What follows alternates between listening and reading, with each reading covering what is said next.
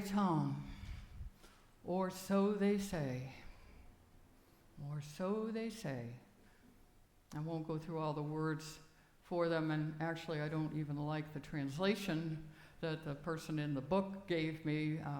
I do speak French. My last name's Sifantus. But so they say.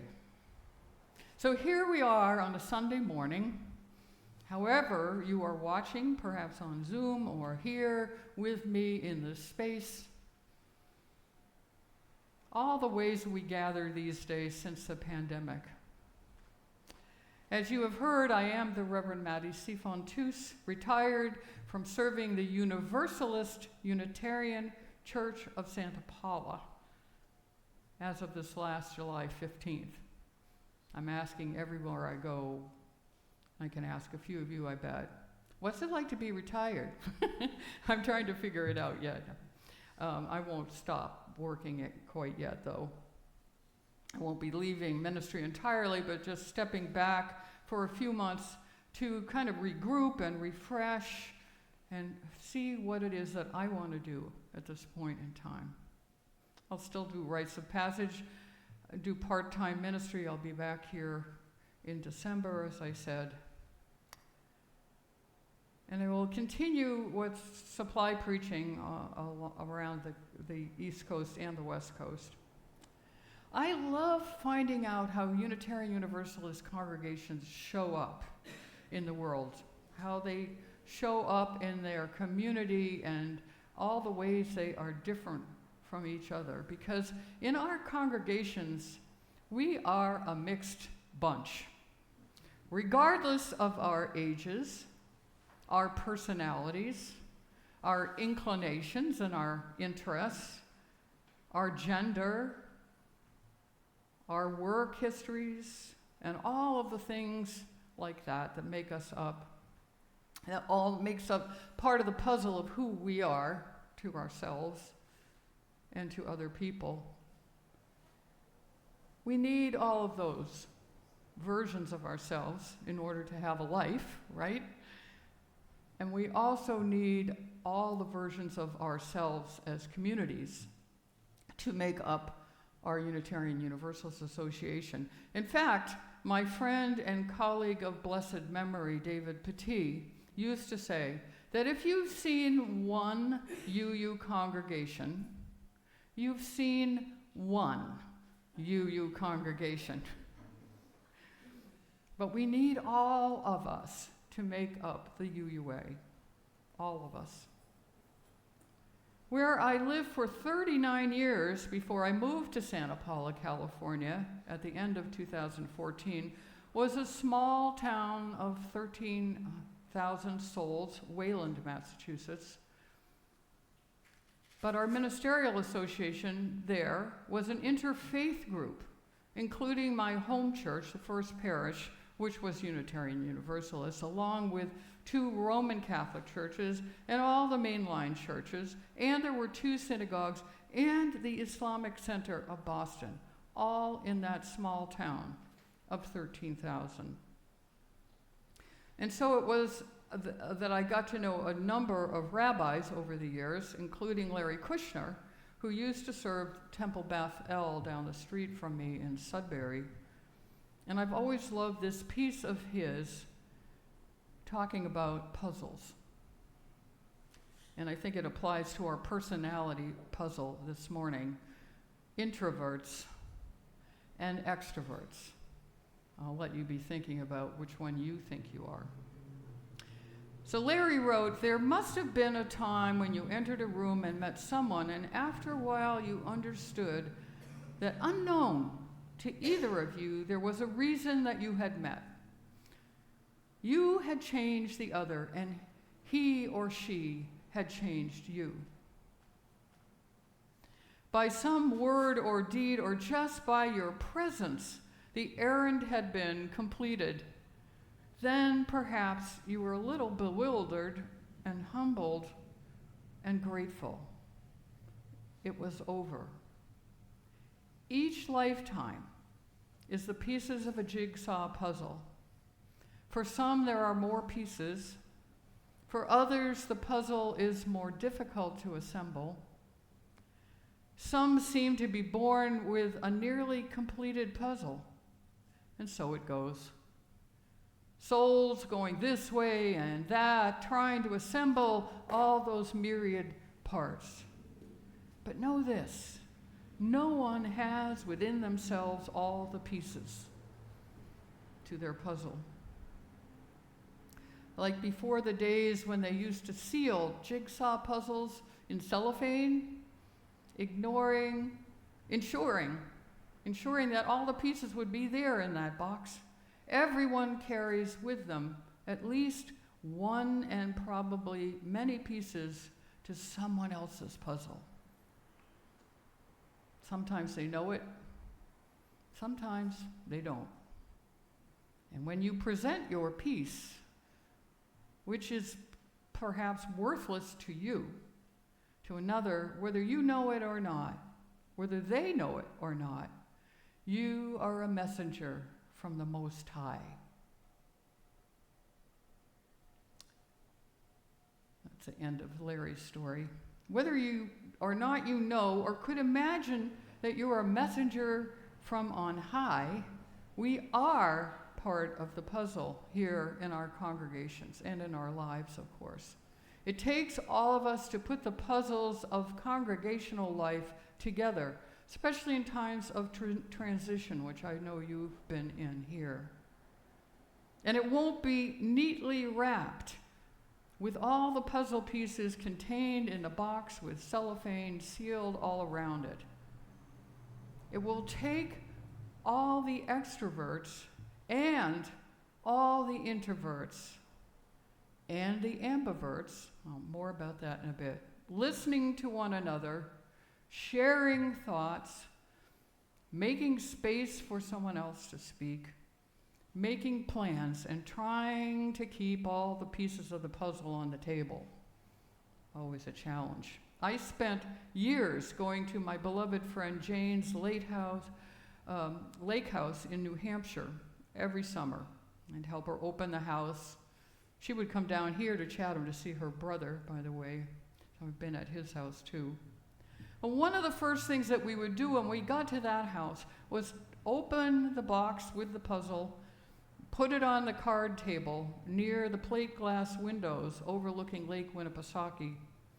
The two of us sitting at that table were a living example of an introvert and an extrovert in action.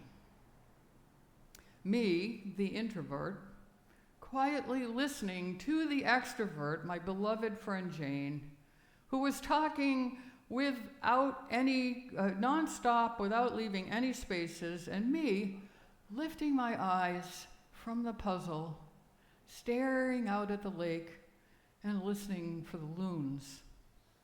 Somehow, a piece or two would end up underneath the couch, and eventually we'd find it and put the whole thing together.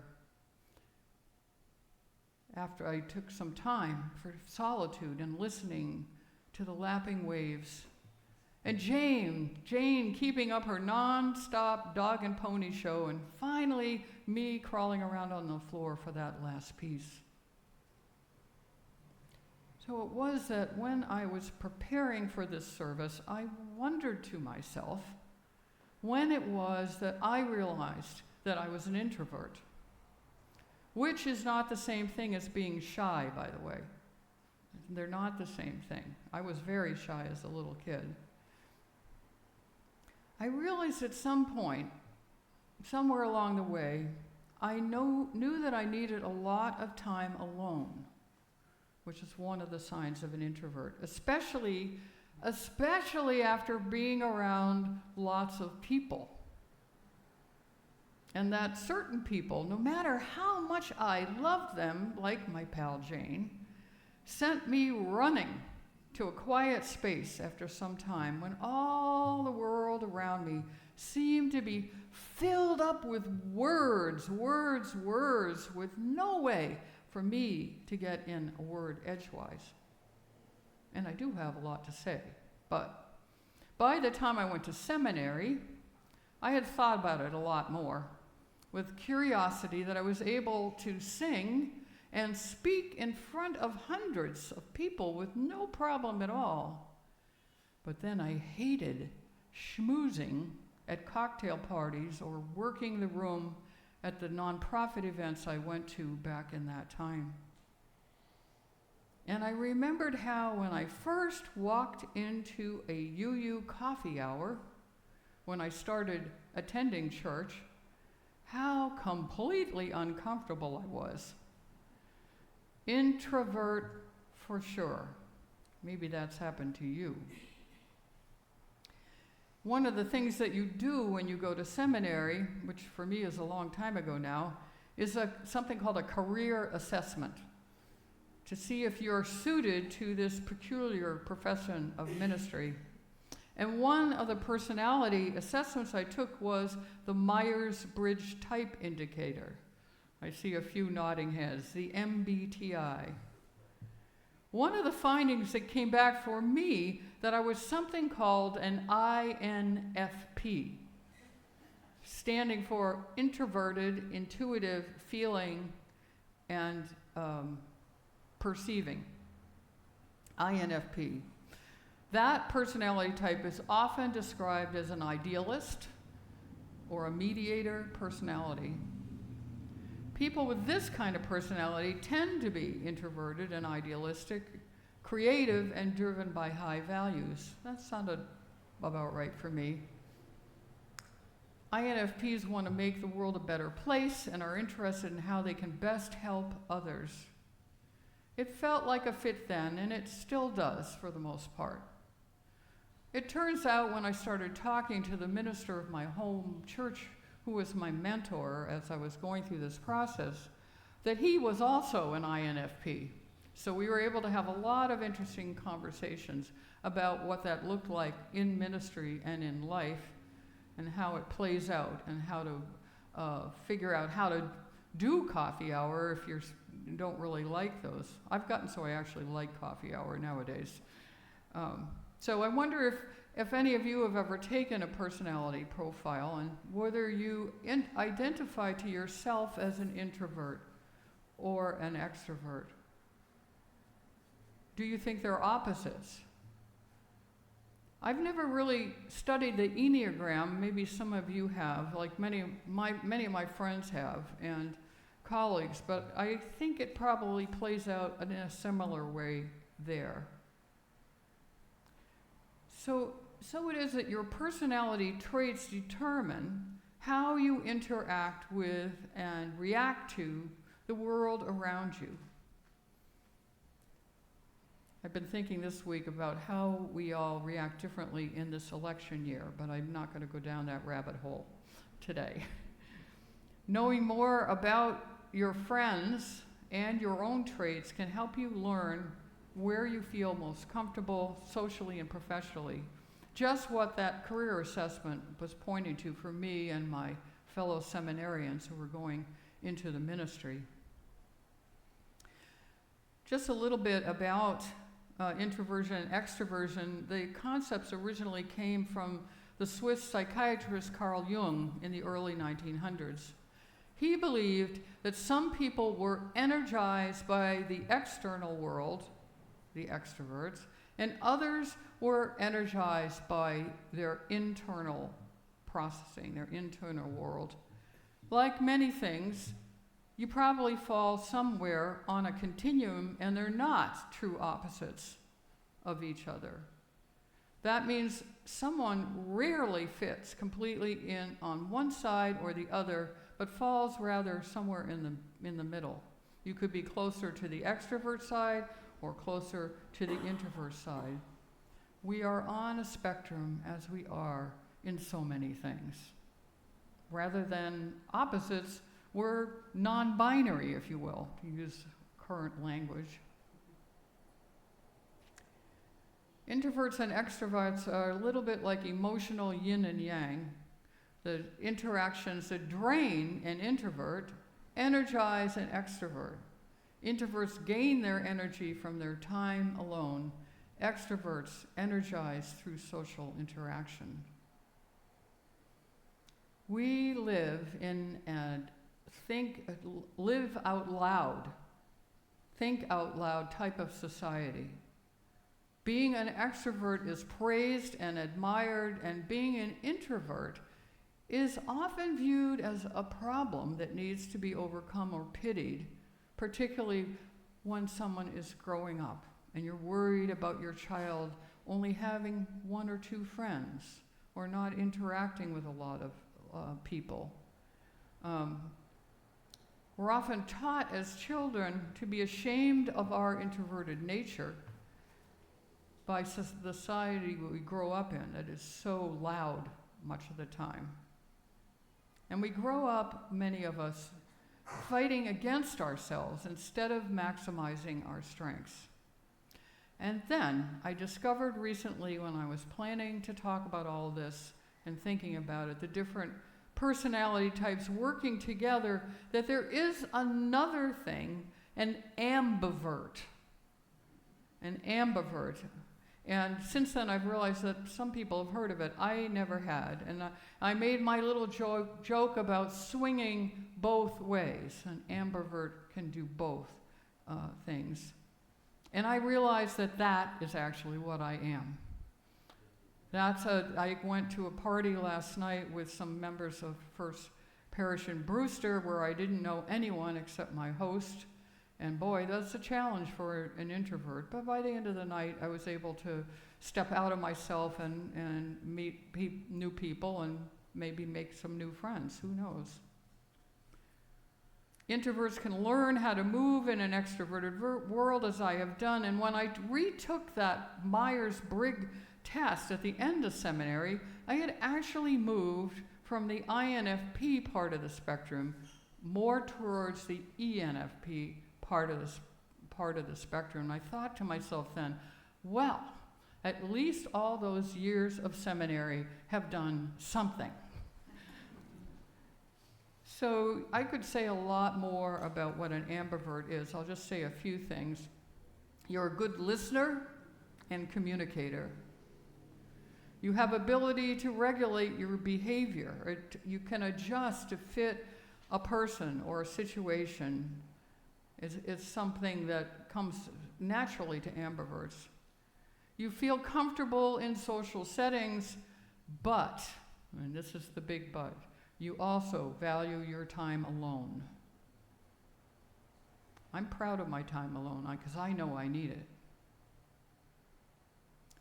Empathy comes naturally to you. Ambiverts are able to listen and show they understand where a person is coming from. And you're able to provide balance, and there's all kinds of studies about that in business settings about the use of having ambiverts around because they can bring balance in a polarized situation. I think maybe we need quite a few of those in our country this fall. Are you an introvert in some occasions and an extrovert in others? You're an ambivert. The bottom line is that ambivert typically enjoys other people, but needs time alone. It makes sense to me. It's why I love being with congregations like you on a Sunday morning, and here I don't know any of you. I think I met one of you in 2010, but which is the last time I was here. So I love that, and I love coffee hour, and then this afternoon I need to go take a preacher's nap, we call it. So what does that mean for our interactions as a congregation? What does it mean for welcoming new people in the door? Which is something we all need to do as congregations.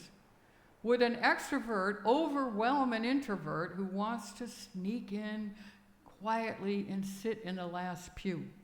Which is what I did the first time I went to a UU church. An introvert is driven crazy by being singled out in many situations. So like the congregations that have all the newcomers stand up, they're probably hiding behind the front of the pew there.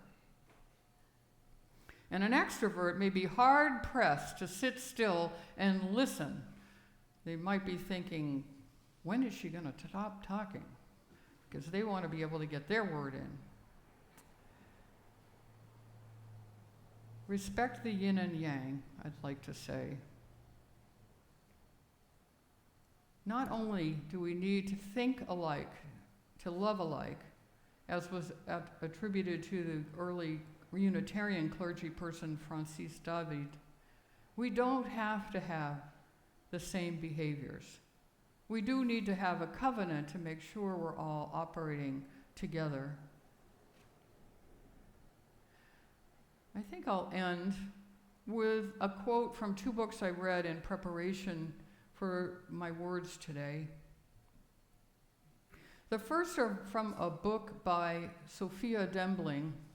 It was called The Introvert's Way, Living a Quiet Life in a Noisy World.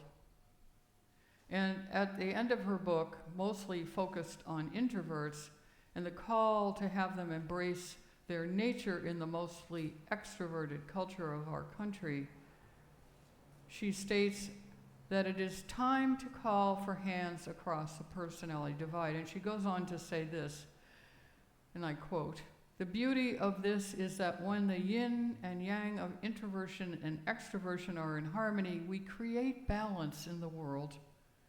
Thought and action and silence and sound and stillness and motion. Too much of one or the other and things go out of whack. Perhaps the dominance of extroversion has allowed American society to become a shouting match," she says. But would a fully introverted culture with everyone sitting quietly behind closed doors be able to accomplish anything? She goes on to say that even in China, a generally more introverted culture than America, people are finding their voice, if for no other reason, to speak out to a government that doesn't always speak for them. End quote. And then finally, from a book I highly recommend by the author Susan Cain, Quiet, The Power of Introverts in a World That Can't Stop Talking. I quote her, "Poets and philosophers have been thinking about introverts and extroverts since the dawn of recorded time. Both personality types appear in the Bible and in the writings of Greek and Roman physicians, and some evolutionary psychologists say that the history of these types reach back even further than that, to the animal kingdom, and which also boasts introverts and extroverts. From fruit flies to pumpkin seed fish to rhesus monkeys. As with other complementary pairings, masculinity, femininity, East and West, and liberal and conservative, humanity would be unrecognizable and vastly diminished without both personality types." And so I say to you, as you're in this time with a new minister and time of transition, to build a congregation and a world where one world, our world, will be one world, both by extroverts and introverts, with the help of ambiverts. May it be so. Blessed be, and amen. We'll now stand as we are willing.